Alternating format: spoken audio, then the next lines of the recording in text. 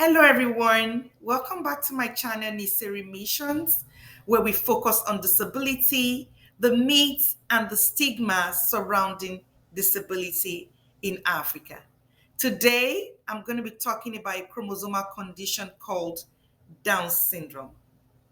I'd like to dedicate this video to a beautiful angel that passed from complications of Down syndrome, Joy Oshundeko, beautiful daughter of Councillor BC Oshundeko and her husband Mayowa Oshundeko. This is a great couple that has been a source of inspiration to everyone and to the families of parents with children with special needs. May our soul rest in perfect peace. Amen.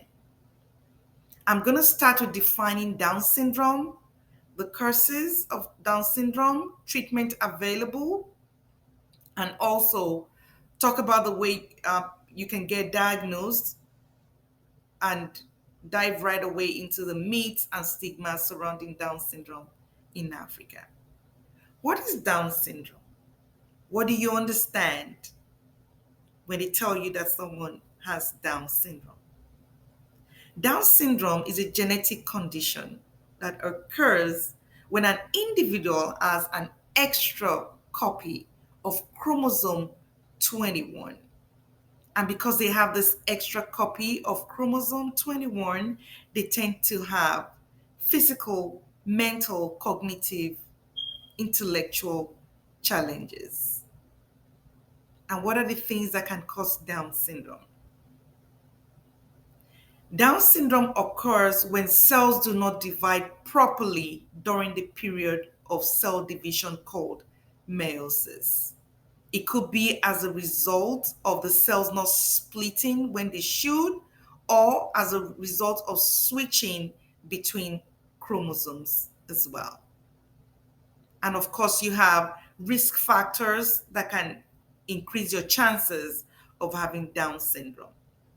If you have a mother with advanced age, over 35, you have a risk or stand a chance of having a baby with Down syndrome. How can you tell if someone has Down syndrome? These children have characteristic physical features. Some of them have small ears.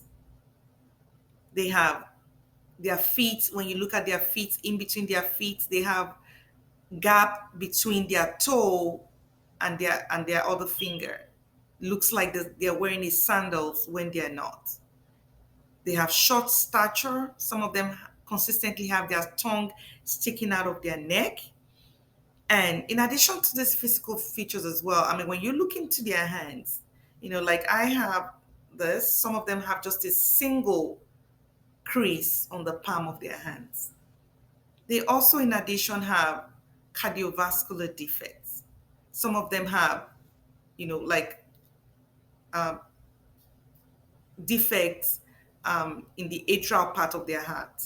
In addition to that, some of them could even have part of their guts, their duodenum specifically, not well formed, or part of their distal colon not also well formed as well.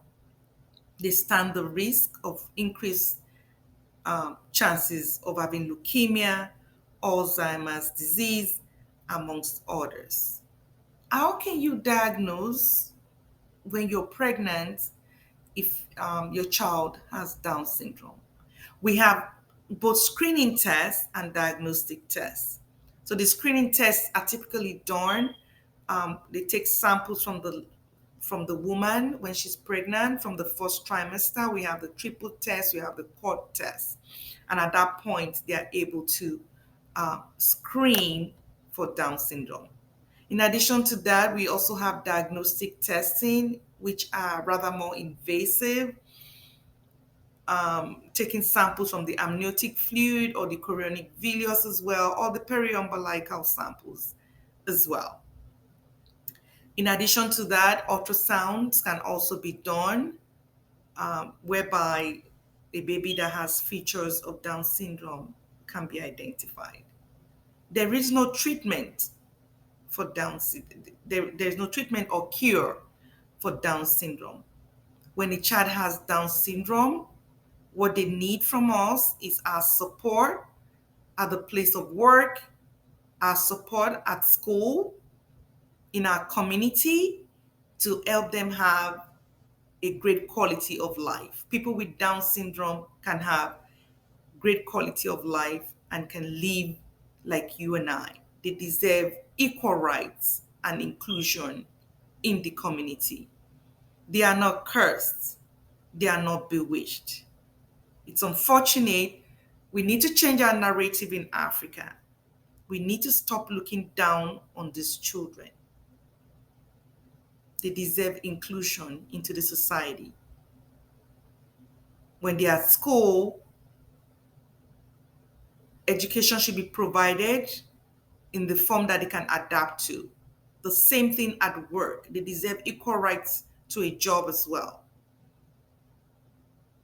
And also, I'm calling on the government, as always, to make laws and to enact laws that will give these children equal opportunities in the society. I'm also calling on the religious leaders to educate the congregation, traditional leaders, educate the community, and above all, parents of children with Down syndrome.